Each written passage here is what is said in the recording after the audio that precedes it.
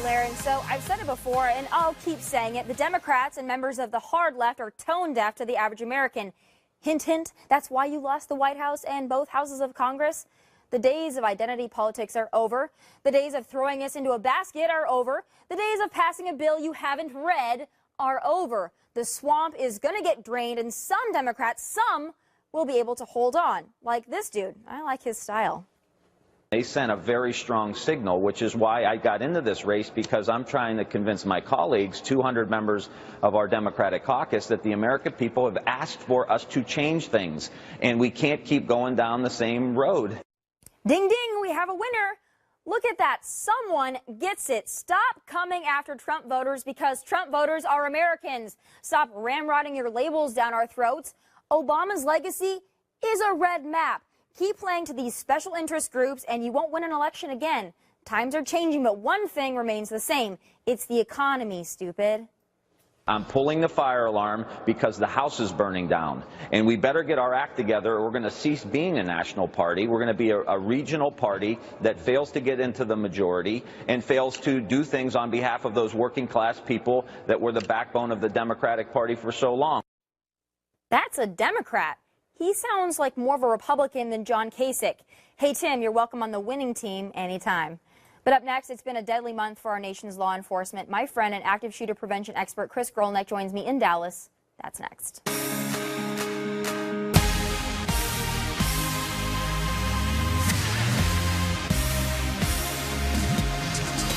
The Blaze. In St. Louis, a 46-year-old police sergeant was in his patrol car last night. He was shot twice in the face by a gunman in a silver car who pulled up beside him, opened fire, and then sped off. I've got an officer down in front of headquarters. Police say Marconi was riding a routine traffic ticket in front of the station when this car pulled up behind him, a man getting out and shooting the detective twice in the head. Police say one of their own was shot in the arm during a routine traffic stop on Sanibel Island near Fort Myers, Florida. So these last couple months and weeks even have been deadly for our police force. The end of watch for far too many. 127 officers killed this year, a 10% rise since last year to this date.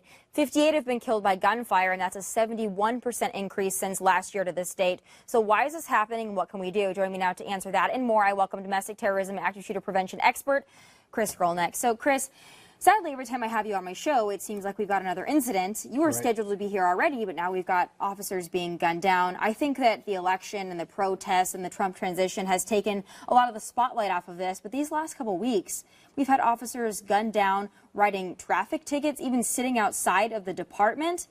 Why is this happening to this extent? Why now?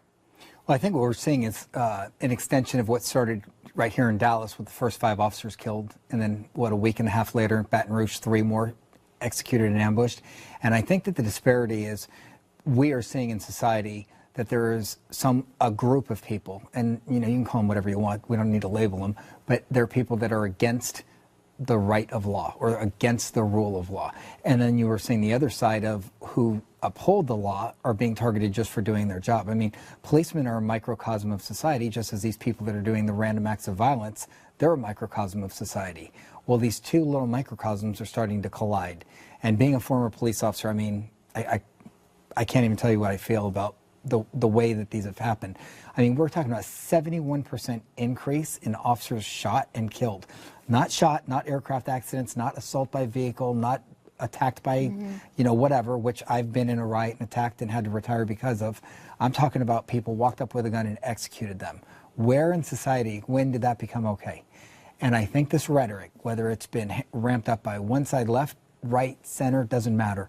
Someone needs to come to the table, and I think we're seeing that right now with, some of the, whether it's, post-election blues for the Obama administration, or if it's the pre-election, ecstasy, if you will, of the new Trump administration to come. They're talking to people.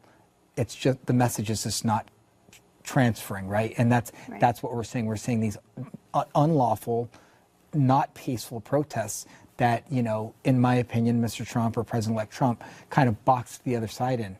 I might not accept the election results. Then he messes around, gets elected, and it turns out it's the other side saying, hey, we're not accepting them. Right. I want to talk about the protests in a moment, but, Yeah. Talking about these police officers, I think you're right. The nation right now, with so many of these officers being gunned down, I think that the nation is starting to realize that there is a war on cops. And I think a lot of folks, maybe even on the other side, that felt like the law enforcement was the enemy, or they had a narrative against law enforcement. They felt like there were more bad apples than good. I think that they're coming around now to the idea that law enforcement needs to be protected, and we need to be speaking out against these acts and making sure that we don't incite the rhetoric or the actions of those that feel disgruntled with law enforcement. But I do fear this, Chris. I fear that the next time we have a black unarmed man shot by police officers, whether it's justified or not, I feel like all those feelings right now and the backing of law enforcement is going to dissipate again. I think it only takes one event to turn things on its head again and go the other direction. I think we're 2/3 in despair right now, right? So we can name names, and they bring up names from the past in Florida that was somebody that was killed by a civilian, not even a police officer, but they lump him in somehow to, this murder of this unarmed teen was somehow done by a law enforcement officer. No, it wasn't. It was done by a security guard. I'm not even going to mention their names, but we know who we're talking about. And then we go forward and we hear about the Eric Gardners, and we hear about the people in Ferguson. That's 1/3 of what's happening against the police. Now, I'm not saying that makes it right. I'm not saying you can assign a number or a value to say, well, since it's only 1/3 of this side, 2/3 police is not good. What I'm saying is we need to look at it from both sides. Somebody needs to combat this. Somebody needs to address it. We need to come forward. Blue Lives Matter is a great organization that's coming forward. All Lives Matter is a great organization that's coming forward. But what I'm worried about is the semantics of, why do we have to say lives matter at all? Why can't we just be human beings and say, look, police are there to enforce the law, and you have these people coming in. And then what you said, we're seeing racism played at every chance that it gets an opportunity, if you will. And it's being played by the wrong side. So, we're hearing a lot of anti-Trump rhetoric or anti-Semitic rhetoric, and then when you ask somebody, really, why is Steve Bannon a racist? And I'm not here defending anybody, I'm just using it as an example. And not one person can come up with a reason. They don't know why, but we've just been told. And I think that's why Trump was able to win this election, because those that voted for Trump are so tired of these labels being thrown around. I cover it on Final Thoughts almost on a daily basis at this point, because people are tired of labels. I think that there are some liberals that are even tired of the honor brigade, as they call them, of liberals that are labeling folks, because once you say racist and bigot enough times, it starts to lose its meaning. So then those that are actually racist and bigoted, they are lumped in with those that are actually not. And now we've diminished the value of its own word, right? So now what do? You take the next level and you say, okay, well, we're going to start killing police because we're going to write racism. We're going to kneel for the national anthem because we're going to write racism. We're going to do, but there's no plan. There's no second step. Okay, well, I killed an officer. Now what? I'm going to make a protest in court? No. I'm going to kneel for the national anthem and I have all the answers? No. Did the man donate $1 million? Yes. Did that do any good? Probably not. We haven't seen anything. So. Well, you can't just donate to these groups. That's why I asked when everyone was applauding Colin Kaepernick for donating money. I'm saying, well, where did it go to? Because George Soros pumped $33 million plus into the Black Lives Matter movement, and I'm not seeing them do a whole lot to advance the notion of Black Lives Matter in their own communities. I'm not seeing where that money has gone other than paying protesters to incite violence, as we saw via Project Veritas and James O'Keefe exposing that from the DNC and others that are directly linked with the Hillary Clinton campaign. So when that's happening, that transitions us now from police officers being targeted. Police officers also have to be out managing protesters. So not only are they in danger when they are making a routine traffic stop, they're also in danger when they are policing protesters, as we're seeing all over the news. Protests around this country, you used to see protests over a real grievance or a perceived grievance. Now people are just protesting. To me, it's like the wind changes and people protest. We're seeing protests in North Dakota. We're seeing protests around the country over the fair and free election of Donald Trump. We're seeing protests over Black Lives Matter still. I mean, it's every day there's a new protest. Now, my concern is we've got Black Friday around the corner. So now people are going to go from protesting a fair and free election to also trying to get a big screen TV. So now the two meet and we've got the perfect, powder keg for what's next. How do police officers respond to that without putting themselves in danger? And I know they're always in danger, Chris, but in danger more so than ever. So I think it's a two-part thing. You go back to the protests, and I remember when protests were peaceful, lawful, just, and anybody would march down the street with a cause. They had a solution. They were telling you what the problem was, they were telling you what the cure was, and they told you what the solution could be. And you would usually see a couple days later, hey, this worked out, we're doing good. Right now, we're just seeing the anarchy. So what police officers are doing and agencies are doing, like we discussed, Fort Worth Police Department announced today, many agencies across the country have announced no more one-man units. See, back in the 1980s, policing went to a one-man patrol because they wanted to answer more calls. 911 gets very busy, and contrary to what most people believe, oh, police are just out writing tickets and pulling us over. There's actually a group of police officers that are dedicated to a 911 call. They get a dispatch in their car, they arrive on scene, they're by themselves, and when a second person comes, and we would see some tragedies over the years. An officer here in Dallas got killed during a routine domestic violence. There's no routine domestic violence, but he showed up, knocks on the door, gets shot through the door, dies. Tragic. So they change the procedures. Always 2 people to all domestic violence calls. Well, now what's happening is your safety, my safety, the whole set's safety. When you call or they call 911, it's going to take about 5 extra minutes, maybe 10 extra minutes. If you're getting assaulted, what are you going to do? Waiting for the police department to come help you? And what's really happened? The detractors are not protesting that the police are being evil. The protesters are detracting from your safety, my safety, or anyone's safety for that matter, even their own. So what happens in Charlotte, North Carolina, when a protester gets shot in the head during the protest? The crime scene gets totally eradicated. There's no one to charge because there's no investigation that they can do. They have to violate their own protocols and go in and get the person that's deceased, rest his soul, and then try to find witnesses that there were none. And then what? Now you have 2 dead people. So the whole notion of, hey, we're going to have a peaceful protest and we want to further an objective or an agenda, good, I'm all about it. But when you start allowing these people and these Soros-funded people and, whether it's Black Lives Matter or it's Other Lives Matter or it's whomever, I want to see the agenda. I want to see what the solution is, because right now they're just taking away from the safety of our families, of us. Well, they are, and that's what, to me, these protests are so meaningless, because they're not going to change the election. It was a fair and free election. We run on the Electoral College system, so if they think they're going to reverse that, they're anti-American in many ways, and now protesting, whether it be against police officers, as we saw in Dallas. I mean, protesting, to me, there's a difference between a protest and people just gathering in an area to whine and complain. Right. But the next thing I want to talk about, though, because it's so important right now, it's the time of giving. We should all be coming together. I want to talk about not only police officers, but I want to talk about our veterans as well, and what we can do to service those in the community. And we have a clip that we'd like to play to kind of further that message. So our Fellows program is about teaching veterans to become socially responsible entrepreneurs, teaching them how to start their business, how to form a business, how to run a business, how to do sales. When you get out of the military, a lot of people feel like when they hang up their uniform in the closet, they hang up their identity, and there's something that's missing, and for a lot of us, we don't know what that is. So, Chris, not only are you an active shooter prevention expert, not only have you been in law enforcement, you're also a military man yourself. So you had to go through that transition. Now, you went into law enforcement after your service with the Marine Corps, right? Yes. So you went into something that was somewhat similar, but there are some that they get out of the Marine Corps, they get out of the Army, the Navy, what have you, and they come home and they say, now what? And they do lose their identity, or they're being plagued with PTSD. That clip that you just saw there, to me, is so important. What can we do to give back to veterans besides just slapping them with some medication and saying deal with it? So there's 2 parts to that, right? First thing, you can go to Honor, Courage, Commitment and write a check, and because that money is going to be used directly to veterans programs, and they're like the parent company of 22 Kill, and 22 Kill represents 22 veterans a day commit suicide. Now, we think the number is closer to 45 or above because there's 29 states in the United States that do not report veteran suicide. Really? So we don't even have the right stats. So we're going to say, Honor, Courage, Commitment, HCC, which is, you saw Cliff Sussman in the clip, and 22 Kill have kind of partnered together, and they've kind of spun off into 2 separate tracks. But both of them are on the same mission. 22 Kill is giving purpose to those veterans that hung up their identity, if you will, for, to be cliche of, hey, I took off my uniform, I don't know who I am now. I went through that, I just didn't know it was PTSD. And I went right into the police department, so I was kind of too busy. Well, after the police department, I started my own business. I still don't know what I'm doing. So, to watch my friends go, it's like a fish floundering. They don't know what to do. And the routine thing to them is not to go out and protest and kill police. They go and kill themselves, right? So how do you fix that? Now, I respect, Mr. Beck a bazillion %. I love him. Thank you for the opportunity for being here. I attended his Veterans Breakfast on Veterans Day. Humbling experience. Got to meet Mark Geist from 13 Hours, Oz. He signed a book for my daughter. And I listened to Glenn's message to all the veterans out there, and he goes, listen, we need to help. We need to help the veterans, and we need to provide a hospital. And I would just say, sir, you know what? Extrapolate that. Take it to the next step.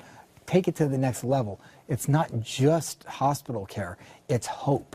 It's taking that disparaging, discouraging moment in that veteran's life, giving them something to do. Think about like a clubhouse, something to do. I was actually, last week, I visited a VFW here in Irving, Texas, and those gentlemen, great men. We're going to air that later, so that's to come, I promise. It with no shortage of laughs there, but great individuals. Had a great opportunity to speak with them. And you know what? To me, that's also part of it. Even if you can't donate money or you can't donate a lot of your time, even if you can just take a little bit of time to visit a VFW and talk to some of these people, I think it'll give you a whole new attitude, especially maybe Colin Kaepernick would like to visit a VFW and see what these flag means to these veterans. But beyond that, you're right, because to me, what I hear time and time again, because I'm friends with many in the military community, as you know, is they come back and the last thing that they want to feel is broken. The last thing they want to do is have someone pat them on the back and say, oh, you're damaged now. They don't want that. They are used to doing, they're used to training hard, they're used to being at a next level of excellence, so they want to come back and have that next level of excellence available to them. And this is what those programs are doing. It's not poor you need a hospital. It's you are a warrior, you're going to continue to be a warrior, just on a new front. I've got a note here. So like in the military, right, they train you from the tree up. When they plant the root, you are to attack. So the whole time you're growing, you're learning how to attack. We're going to put you in a defensive posture, and you have to defend the space. How do you defend it? By attacking. When you come home, we're going to get you home. We're going to be safe. When you get home, you have to protect the base by attacking. It's not just a defensive posture. It's everything's attacking. And then all of a sudden you transition out of the Marine Corps, Army, Air Force, whatever, Navy.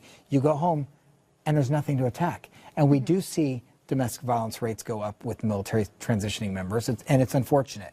We do see veteran suicides go up because they're transitioning and they don't know what to do. And you're right, it's not just about going to Honor, Courage, Commitment, donating money. It's not just about going to 22 Kill, donating money to feel good. It's about figuring out a way to go hang out with those people, providing them a sense of purpose and something to do. And even an hour, a month of your time, times all your friends, take a veteran to work with you for a day. You know, we used to have programs, take your children to work with you. Take a veteran to work with you for the day. It means the absolute world to these folks, but I have to tell you, walking out of that VFW, I got more out of it than they did. I promise you, because I learned about history. I learned about, we had discussions about current politics, the politics of when they were in the service, and it means the world to me, and not because I love military, but because I'm a concerned American, that I believe that these people have great stories to share. So I encourage everyone to do that and check that out as well. There's so many things we can do, whether we have time, money, what have you, just taking a little bit of time to appreciate. And I always appreciate you, Chris. Thank you so much for being here. Thank you so much. Good things to come for you. And still ahead, how will Trump's proposed Muslim ban take shape now that he's president? Former Navy SEAL Carl Higbie joins me next. We'll be right back.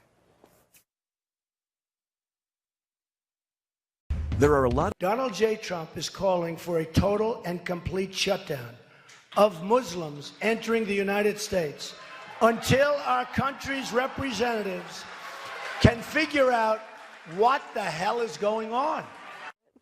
Oh, it was one of his campaign promises, a temporary ban on those entering the U.S. from countries most impacted by Muslim extremism. But will it hold up now? Is it even legal? My next guest says, hell yes. I welcome former Navy SEAL and spokesman for the pro-Trump Great America PAC, Carl Higbie. Carl, great to see you. Well, thanks for having me. I'm no longer the spokesman. The PAC dissolved after the day of the election. Well, you know what? Still, great work. You got him elected, so we worked together on that effort. And every time I talk to you, Carl, you're in a car. You're so important. So thank you for making time for me. Absolutely. No, actually, I left 2.5 hours. The only thing I disagree about with Trump is what he's done to traffic in New York City. Well, hey, you know, you got to take the good with the bad. Maybe there wouldn't be so much traffic if the protesters would go home eventually. But I want to ask you, because I know that you got some heat on the Kelly file for implying that Japanese internment was somehow a precedent for some kind of a Muslim registry. Can you explain what you meant by that? Well, actually, I didn't mention internment camps at all. Megyn Kelly did, and I actually said, no, that's not what I mean. And somehow the headlines the next day were, you know, what they were. So the fact is I was talking about a registry. There was a registration during NSEERS, which is in, you know, early 2000s, all the way through 2012. There was a registry back during Iran-Contra under Jimmy Carter. There was a registry in World War II from Japan, but there was also one from Italy and Germany and places like that, and quite frankly, it was done by people. Now, I do not condone the internment camps, but I do believe that some sort of registry to keep track of this. I also go so far to say, also, if you're a U.S. citizen and you go to Yemen, you know, Iran, Iraq, Syria, I want to know why, and I want you to be scrutinized when you come back to America. Yeah, well, I mean, that's just common sense. But then again, the mainstream media is not going to like common sense because it ruffles their feathers and it hurts their feelings, Carl. We all know this. Correct. But you're right. The headlines did run with that somehow someone that supported Trump or even just a white male thinks that we need to have internment camps for Muslims. That's what the story that they're going to run with. Yeah. We know that that's the way the mainstream media operates. But you're entirely right. Having some kind of registry to know why these people are coming and going, we can't just open up the floodgates and let 5,000 Syrian refugees plus come into this country or allow our own citizens, as you mentioned, to go over and be radicalized and come back and wreak havoc on the United States without knowing what these people are doing. I mean, this is a national security issue. I wonder, though, will Trump be as tough on this now that he is our president-elect as he was when he was a candidate? I mean, I think Trump's top priority is to keep Americans safe. And there's going to be some things that are going to be a little bit harder than, campaign promises to keep track of. But at the end of the day, I genuinely think that he is going, I mean, he's since redacted that and said, look, regional, let's do it based on, ideology of certain regions and things like that, which ones that are actually threatening the United States of America. But I think he's going to do it, and I think he's going to have no problem doing it. Look, NSEERS was the most recent example. We did it from 2002 to 2012, and it was perfectly legal then. I think it'll be perfectly legal now. Keep in mind, he's talking about people coming to this country who are not currently citizens. They do not have constitutional rights. When they get here, they're afforded certain constitutional rights. But if they want to come here, they should do it on our terms, which is safe for Americans that live here. Well, that's because you and I are common sense Americans, but those on the left, some of the same snowflakes that are protesting a fair and free election, believe that everyone should just be allowed to come into this country and then we'll deal with it then. And then they stand on stage wearing tights and they lecture the rest of us on the moral high ground. Enough is enough at some point. But I want to know as well, we know that Trump is working on his transition team right now, and he's got a lot of good folks that he's been meeting with. And I know that you're a former Navy SEAL and you've got a lot of experience in this as well. Who are the folks that you would like to see in charge of national security, Secretary of Defense, and other positions that are going to protect our national security? Well, I think first and foremost, General Mattis is a brilliant selection. I mean, this is a guy who was fundamentally fired by Obama because he disagreed with his policies. Guess what? Surprise, Obama's policies did not work. So this is the guy who said that they wouldn't work. I want that guy running the Department of Defense now. He's respected up and down the chain of command. And one of the big things that he imposed when he was a general is he would get down there in the dirt with the guys, find out how the war was going on the ground. This is the architect of the Battle of Fallujah, and he won. Remember, he won that battle. So this is the guy who understands the dynamic. He understands war, and he wants to win. He wants to protect American citizens. So great choice. And as far as Secretary of State, Mitt Romney's not my first choice. I think Rudy Giuliani would be a fabulous choice, but he does have the international ties for his security consulting business. I think that those are both excellent choices as well. And I think it's interesting for everyone in the mainstream media that said that Trump was going to attack his political adversaries. There were not many on the right as critical of candidate Trump as Mitt Romney. And the fact that he invited him in and said, I want the best person for the job, to me, that's very telling. This Trump transition team is far ahead of schedule in building his cabinet. I think it's running very well. I don't know what your experience with that team has been, but from the outside looking in, and even from some of my friends that are on that transition team, to me, it looks like it's going fairly well. What's your thought? So, I mean, I have limited experience with the transition team. I know many of the people who are on it, but I couldn't tell you anything more than what they're telling the mainstream media. The one important thing is a lot of people are saying, well, Trump has, he has loyalty to certain people. Look, loyalty to Trump throughout the course of this election breeds trust, and trust, when it meets qualifications, equals an appointment. So if you're qualified, if he trusts you, you're getting that appointment because he wants you to help America. I think we're seeing that right now as well, and I'm very impressed with the way it's going. Last question for you. First 100 days, everyone likes to speak about what we'd like to see. What's your number one priority for those first 100 days for President Trump? Well, I think there's a couple things he can do to protect America first, and I think that is the immigration thing. We got to get rid of the bad dudes. Like I said, not all of them are bad, but there are a lot of bad guys here. We got to get rid of them. Second, we got to start cracking down on ISIS, figure out what we're going to do to make America safe on our terms. And third, I genuinely think that a nationwide concealed permit is coming real quick in the first 100 days. I think there's great things to come, onward and upward, I like to say. Thanks for being with me tonight. Thanks for your service, and thank you for being on the Trump train. There were many that jumped off. We stayed on, and now we are on the winning team. Sometimes for the others, it just sucks to suck. But they can protest all they want. It's going to get cold outside soon, so I wish them the best of luck. But, Carl, thanks as always for being with me. Coming up, while many are singing his praises, Colonel Mark A. Smith has some harsh truths to consider when it comes to General Mattis as Secretary of Defense. He's here to explain, and that's next. Eastern, only on The Blaze.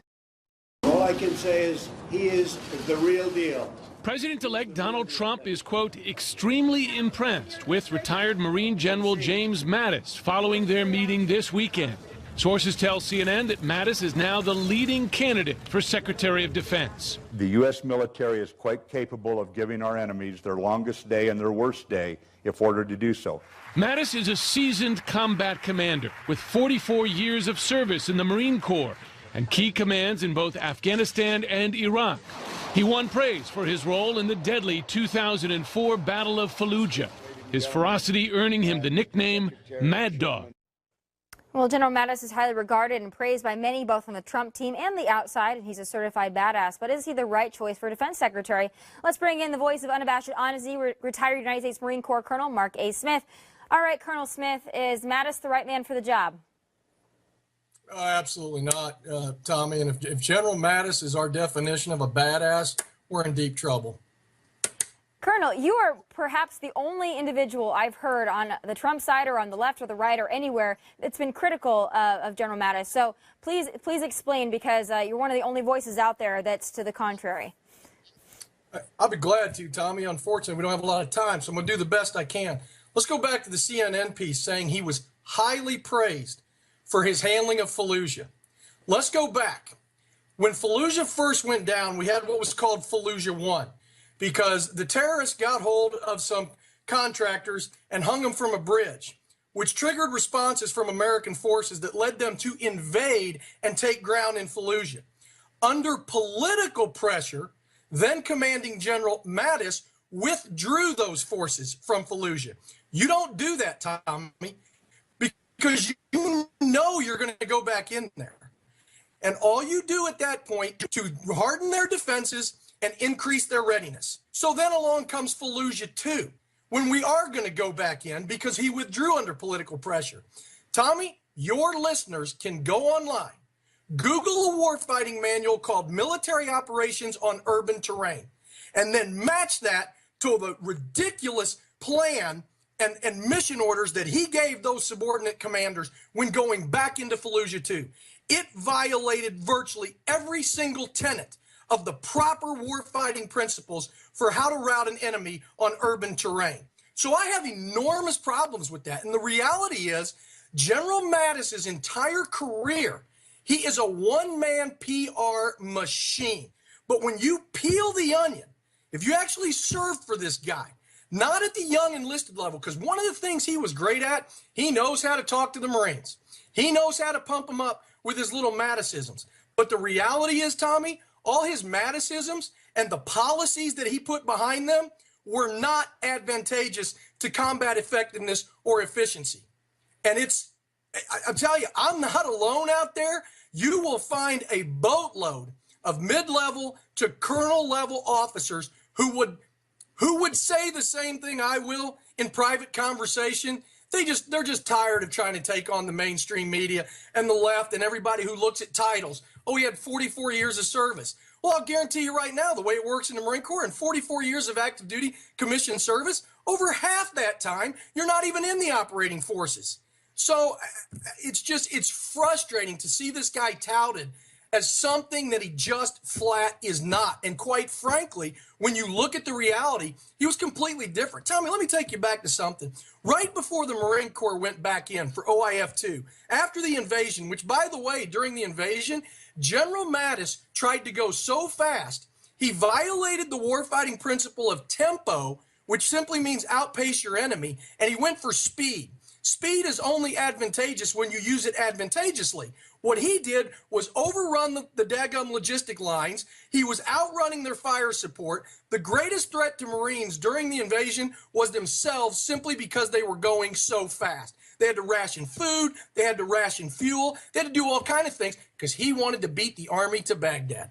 He wanted to be the general that wins the war. This is the reality, Tommy. This is not a general's war. This is a lance corporal's war. We need a Secretary of Defense that's ready to go in there and say, look, you need to define what it means to rebuild the military and break the paradigm of that meaning more is better. More is not better. We have to look at the way and restructure and re-engineer the way we train our young warriors, because they are capable of so much more than we're giving them, and then let them do what needs to be done and get out of their way. It's not for the generals. It's the lance corporals, the corporals, and the daggum privates that are going to be the successes in any battlefield. And to do that, rule number one, Tommy, all stop, all engines reverse on all social engineering. You think you're going to hear any of these guys talk about that?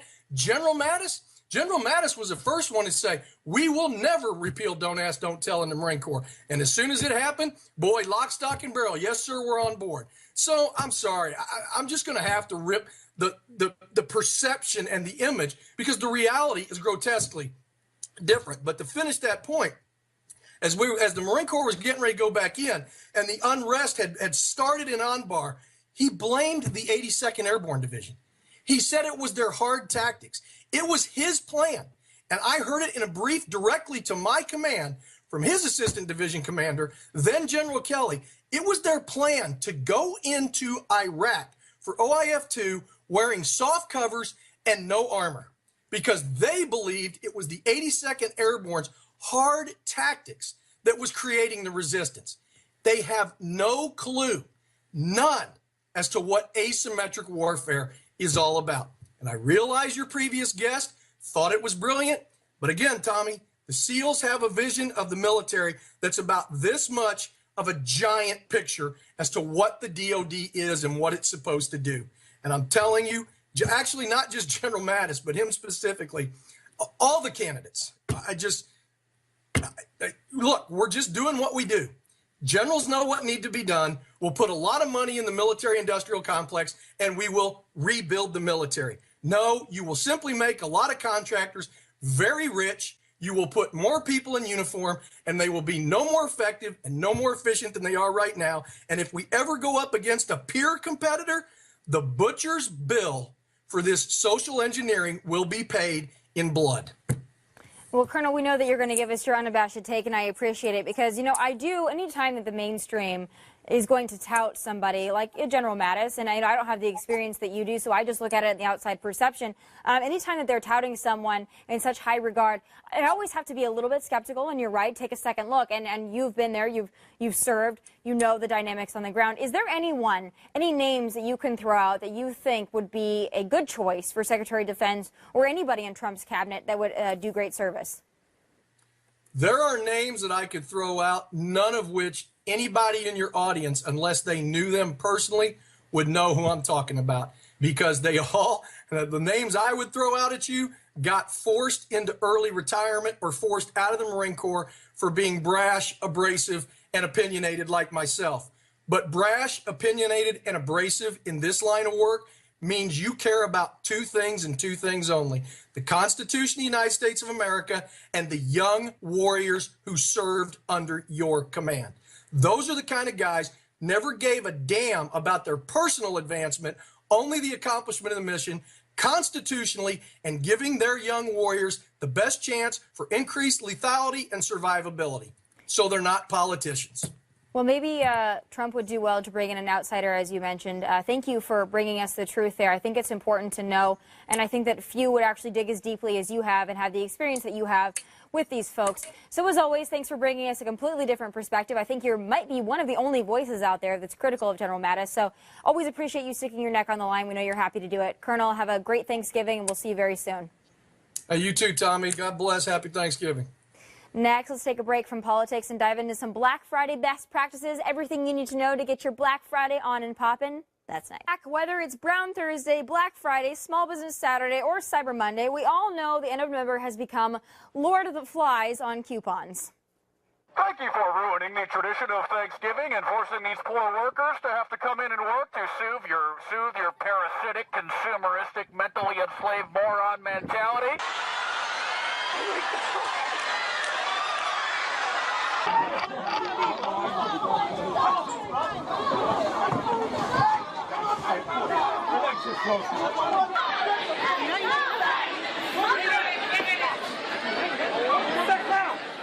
Look, anti-Trump protesters.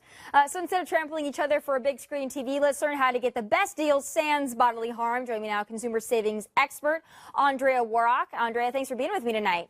Yeah, thanks for having me. All right, so I had to take a break from all the politics, talk about Black Friday. It's going to be, a big day. It's always a big day, but I wonder, do we even call it Black Friday anymore? If it's just Black November, Black December, just right?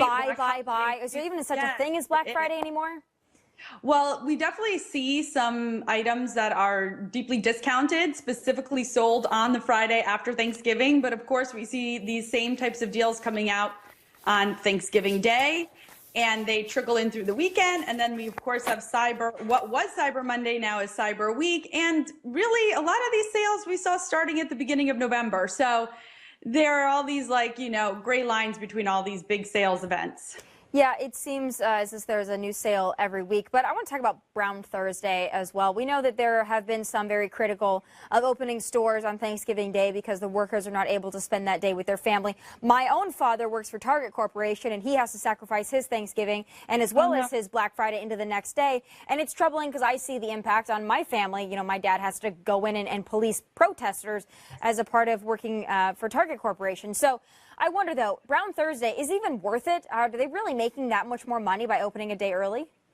They are trying to compete with online retailers who never really have to shut their doors. So brick and mortar stores have experienced, lower sales as retail giants like Amazon, really take over sales. More people are shopping online than ever before. And so that's why we're seeing retailers opening their doors. They're really just trying to beef up their in-store sales. Yeah, it always comes at a price, though. I wonder if those same folks would show up on Black Friday. If every store decided we're going to close our doors on Brown Thursday, perhaps they would see folks come out on Black Friday, and Black Friday would be what Black Friday used to be. Exactly. That is my hope. But I want to ask about some of the gotchas, because I read the talking points you sent over, and very interesting to me because I didn't know that there was a such thing as a Black Friday gotcha. So let's go through some of those, give my viewers the heads up. Yeah, well, one of them, and the most important one to be aware of, because I've fallen for this, so you don't, and I'm sure a lot of other people would agree that they have seen this happen to them. You want to be aware of derivative products. These are products that were designed specifically for the holiday season, for Black Friday, and mostly we see them with electronics, and they're often cheaply made. They may be missing key components or features if it's a television or a laptop, and you're not really aware because you're comparing it to another product you had seen on store shelves a few months ago. Well, brands can sell these items for less, and it seems like it's a big deal discount to you, but ultimately a low price on a lousy product is never a good deal. So just make sure that you research the products that you're going to buy, read reviews, and if you find that this particular model hasn't been sold before this holiday season, beware. That's usually a sign it's a derivative product. So how do you spot that? Because this is actually very concerning to me, and I'm sure a lot of viewers out there that think they're going to get some great deal on a TV and then find out that it's actually like the poor man's version of that TV. How are you able to spot that? What do we look for in the label and the advertisement to make sure that we don't get in the gotcha moment there? Well, first of all, like I said, you want to research that model. So type it into Google search and see which retailers are selling that product. A lot of brands will make these derivative products specifically for that retailer. So if they aren't sold anywhere else, then that could be a sign that that's made specifically for the holiday season and could be cheaper. Also, look for all the features that you need. So if you're looking for a TV, do you want a smart TV? Is there certain inputs and outputs that you need on there? So you want to make sure that it offers you all those bells and whistles that you're looking for before you make a purchase. Don't let that low price influence your spending. First do your homework. Maybe look for it on display as well. Next thing I want to talk about, though, are some of the tips. We know that we got the typical strategize, make sure you know what you're looking for, stay on topic. But what are some other tips you can give us to make the most of our Black Friday, Brown Thursday, or whatever we're calling it these days? Of course. So yeah, we're talking about strategizing, having that list. Everyone knows you need a list, but before you head out to the stores, you should go online and start researching prices of the products you want to purchase. That was one of the other gotchas I was going to quickly mention. Some of these retailers will inflate that original price on Brown Thursday, on Black Friday, to make that discount look like a better value. And that might, trick you into buying it when previously it was already discounted. So that's something you want to be aware of, and that's something you can do now ahead of the holiday. Now, when you are looking at the different stores to shop at, you can find a lot of the Black Friday circulars online, or you can download an app like Flip, or there's Retail, which gives you access to those circulars on your phone to help you navigate those sales. And a lot of retailers are actually going to offer ad match on Black Friday. So it's really critical for you to have those circulars at your fingertips so you don't miss out on better prices. There's also Shop Savvy, which is an instant price comparison app. Some stores might even match online stores like Amazon, so it's important to ask that. And there's also Coupon Sherpa. A lot of people don't realize that you can use coupons on top of Black Friday sales to save even more. So make sure you download an app like Coupon Sherpa to get those coupons on your phone. And then of course, you want to look for any kind of bundled deals. A lot of retailers are going to give you free gift cards with your purchase. So if it's something that you were going to buy anyway, like an iPad, and you know that it's the iPad that you wanted and it comes with a free $50 gift card, say Target, that's a really good purchase, because then you can use that gift card later on for another gift. Oh, I feel like this Black Friday is going to be one to remember. Roll the protesters in with the Black Friday people, and we're going to have a hot mess. But thank you for giving us the deals. We know that there are a lot that still take part in Black Friday, and we need to get some good deals. Capitalism. Thanks for being with me. Thanks for having me. Next, before these Hamilton social justice warriors lecture VP Pence, perhaps they should check their own Twitter. My final thoughts are next.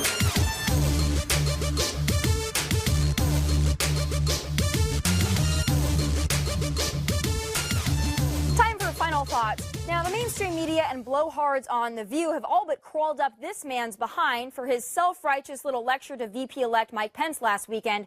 He and his castmates thought it would be appropriate to get some attention, climb up their moral pedestal, and berate our future vice president in front of an entire crowd. In case you haven't seen this social justice moment, here's a reminder. We are the diverse America who are alarmed and anxious that your new administration will not protect us, our planet, our children, our parents, or defend us and uphold our inalienable rights, sir. But we truly hope that this show has inspired you to uphold our American values and to work on behalf of all of us. All right, whatever. But it is rather interesting actor Brandon Victor Dixon is now so concerned with the moral high ground, considering his feelings toward hoes, white women, and jump-offs. Oh, but I bet he gets a pass, right? It was years ago, right? He's black and oppressed, right? Give me a break. No one wants skeletons of the past to surface, and we've all got our stuff. But before these tight-wearing justice warriors ride in on their wave of dignity, perhaps they should remember the verse, "Let he without sin cast the first stone." But speaking of cast, several Hamilton stars haven't voted in years. That puts them in good company with fellow social justice warrior Colin Kaepernick and many of these protesting snowflakes around the country, more dedicated to crying about the election than participating in the electoral process. We should all take the moral high ground, but if the left for 1 second thinks they own that road, they are dead wrong. And you know, it would be really nice to see one of these social justice warriors end a speech, play, or performance with a message in support of the 5+ police officers gunned down in the last week. That'll be the day. I guess that's just not as popular, right? But those are my final thoughts. Follow me on Twitter and Instagram at Tomi Lahren. And for all those serving our nation abroad and cannot be home for Thanksgiving, please know our hearts and prayers are with you. God bless. From Dallas, good night and take care.